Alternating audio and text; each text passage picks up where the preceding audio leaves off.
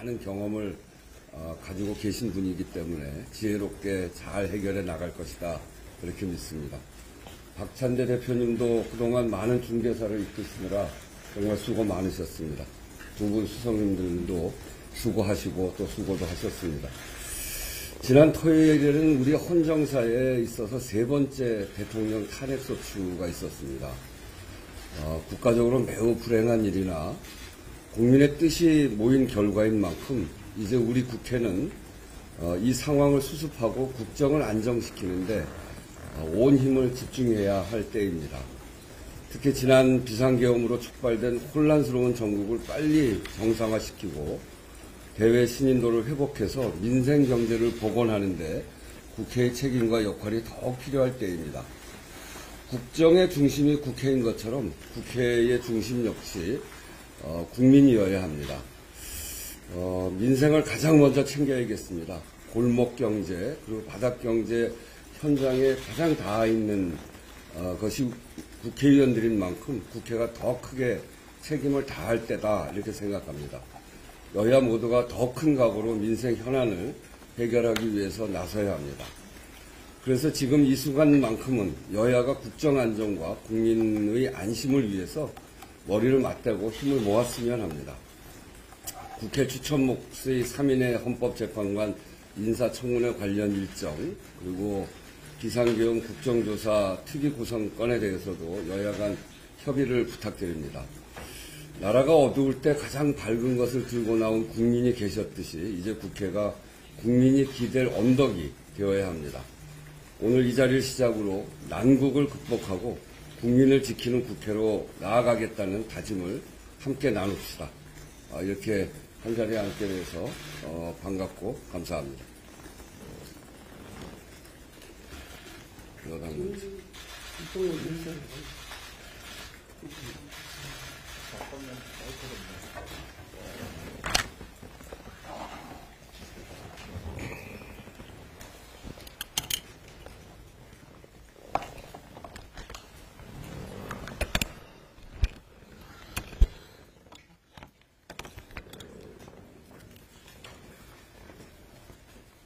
지금은 비상시국입니다.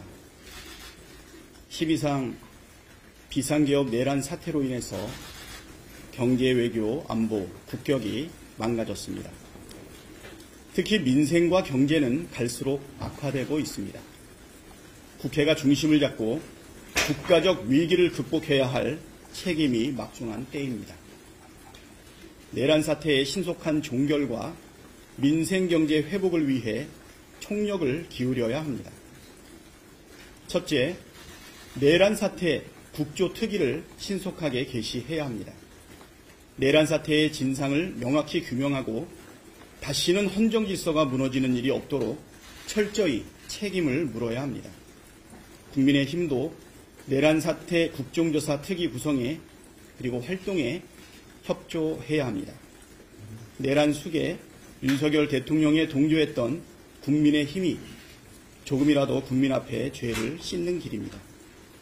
둘째, 헌법재판관 인사청문특위 구성을 서둘러야 합니다. 민주당은 이미 오늘까지 인청특위 구성에 협조할 것을 요청드린 바 있습니다. 권성동 원내 대표님은 박근혜 전 대통령 탄핵 결정 전인 2017년 2월에 탄핵 심판은 빠르면 빠를수록 좋다. 빨리 결정해야 국정이 안정되고 시간을 끌면 그만큼 나라도 불안정해진다고 말씀하셨습니다. 저도 같은 말씀 드리겠습니다. 서둘러 주십시오. 권선동 원내대표님은 오늘 권한대행이 헌법재판관을 임명할 권한이 없다고 하셨는데 2017년도에는 전혀 다른 말씀을 하셨습니다. 그때 이런 말씀하셨죠. 대법원장이 지명하는 헌법재판관을 대통령이 임명하는 것은 형식적인 임명권이다. 국회가 추천하는 헌법재판관 임명도 마찬가지라는 말씀 드립니다. 셋째, 비상시국에 국무위원들에게 여당이라면서 불필요한 압박을 가해서는 안 됩니다. 대통령이 국회에서 탄핵된 엄중한 상황인 만큼 내각은 중립을 지키고 국정 운영에 집중해야 합니다. 특히 국회가 의결해 통과시킨 법안들에 대해 거부권 행사를 종용하는 일이 있어서는 안 됩니다. 국회 몫의 헌법재판관 임명이라는 소극적 권한 행사도 안 된다면서 적극적 권한 행사인 거부권을 주문하는 것은 명백한 모순입니다. 넷째, 민생경제의 회생을 위해 정부와 국회가 힘을 모아야 합니다. 민주당 이재명 대표가 제안한 국정협의체에 대해 한덕수 권한대행이 이미 적극 참여할 것을 선언했습니다. 이제 국민의힘도 즉각 참여할 것을 촉구합니다. 이 위기를 극복하는 데 여야 모두가 힘을 모아야 합니다. 다섯째, 18일부터 열리는 임시국회에서 민생경제 회복을 최우선 과제로 다뤄야 합니다. 초경 편성을 비롯해서 얼어붙은 서민경제를 살리는 데 국회가 힘을 모아야 할 때입니다. 엄중한 시기임을 고려해 국무위원들이 출석하는 대정부 질의도 제안합니다. 또한 모든 상임위를 풀가동하여 민생 입법을 신속히 처리할 것을 제안합니다. 대통령이 일으킨 내란 사태로 국민이 고통받고 있습니다. 국민의 대표인 국회가 이 사태를 책임있게 수습하고 국정 안정과 민생 회복에 나서야 합니다. 국민의힘도 적극적으로 협력해 주시기를 바랍니다. 먼저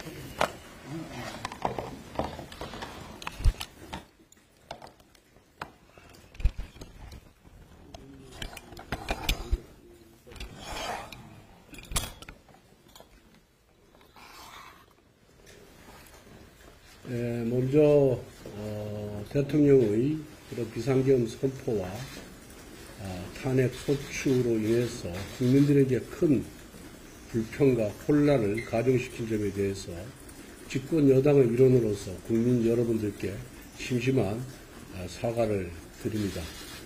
오늘 제가 원내대표에 취임한 이후에 처음으로 민주당 원내대표를 뵙는 자리인데 일종의 상견례 자리에서 정치공사로 일관하는 민주당 원내대표의 모습을 보면서 씁쓸함을 금할 길이 없습니다. 이거는 새로 취임한 원내대표에 대한 예의가 아니다라는 말씀을 먼저 드리겠습니다. 그리고 제가 원내대표에 선출된 이후에 민주당의 박찬대 원내대표에게 면담을 제안했으나 거부당했고 또 민주당의 원내대변인은 협상 상대를 인정할 수 없다라고 이렇게 격하게 저를 환영해 주셨습니다.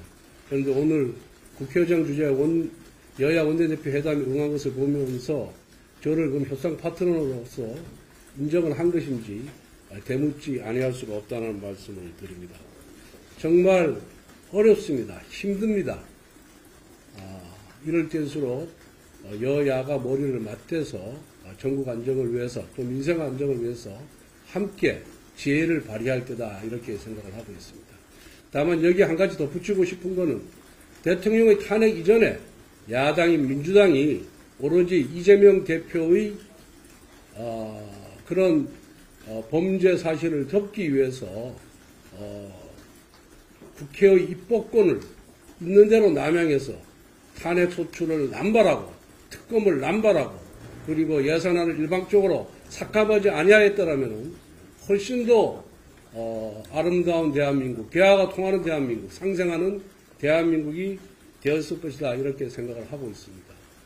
여러 가지로 민주당 원내대표께서 말씀을 하셔서 반박할 사항은 많이 있습니다만은 대통령 권한대행의 직무 범위, 권한 범위는 과거 노무현 대통령 고건대행 그리고 박근혜 대통령 한교안 대행 때의 전례를 따르면은 논란도 없고 그리고 여야 간에 분쟁할 소지도 없다 이렇게 생각을 하고 있습니다. 이미 대통령 권한대행이 헌법재판관을 임명할 수 있느냐의 문제는 이미 지난 8년 전에 박근혜 대통령 탄핵 당시에 민주당의 당시 추미애 당대표 또 우상호 원내대표 그리고 나중에 법무부 장관을 역임한 박범계 법사위 간사 모두 대통령 권한대행은 헌법재판관을 임명할 수 없다라고 주장을 했고 또 친민주당 학자인 임지봉 서강대 교수 등 여러 친민주당 학자들도 같은 견해를 표시한 바가 있습니다. 그때는 괜찮고 지금은 안 된다는 민주당의 논리가 어떻게 성립하는지 잘 이해할 수가 없습니다. 그리고 국민의힘은 아직도 여당입니다. 그래서 여당이 정부 총리나 장관들과 당정 협의를 하는 것은 아주 자연스러운 일인데 그것을 압박이라고 호도하는 저희가 뭔지 모르겠습니다. 오히려 민주당이 자기 입맛에 맞게 이건 되고 저건 안 된다라고 권한대행의 범위를 설정하는 것을 보면은 저는 오히려 어이가 없다는 이런 말씀을 드리고요. 법률안에 대한 제2요구권이라든가 장관 임명권은 권한대행이 행정부의 수반으로서의 행사하는 권리이기 때문에 국가 원수의 지위에서 행사하는 헌법재판관 임명권과는 차원이 다르다라는 말씀을 드립니다.